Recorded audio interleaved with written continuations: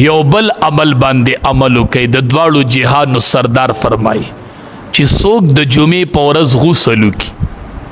غسل وکړي د جمعې ورځ نه، غسل یې وکړو،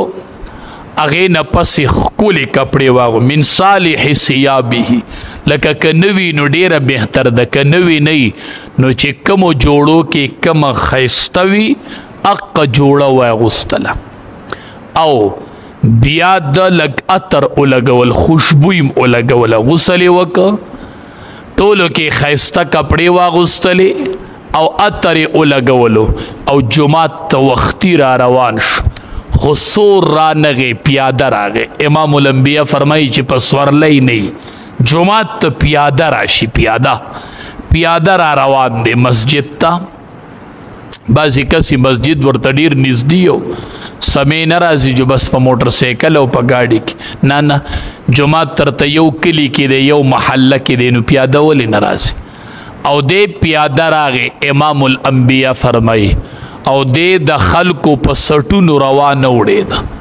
بعضې کس راشي مخکې سب کې ځای سیکي، نو د خلکو په سټونو باندې راوړي، نو په دې شرط چې د خلکو په سټونو روانه وړي. بیا داسې غلې ناسي لغو عمل تینه د خطبې په دوران کې اونشي، لغو عمل تینه اونشو د خطبې په دوران کې، خبریم نه کوي، اپله شه دی پله شه، رامخې ته شه، مخکې شه، شاته شه، نه غلې ناست دی، نه یې لغو عمل وکړو، نه د خلکو په سټونو وختو، او جمعې منځ یې وکړو، د جومات نه ووت. د دواړو جهانو سردار فرمایي وی دا جمعه د بلې جمعې پورې، د تیرې جمعې نه واله د دې جمعې پورې، دا د ټولو ګناهونو کفاره شوله د ده لپاره، ټول ګناهونه یې الله معاف کړل، دا د ټولو ګناهونو کفاره وګرځېدله دا جمعه د یوې جمعې نه بلې جمعې پورې.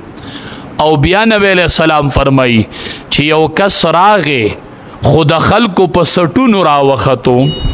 او لغو خبرې کارونه وکړل، اپله شه دی پله شه، کته شه بره شه، نو نبی علیه السلام فرمایي وی دی راغې منځ یې وکړو، د جومات نه ووتو،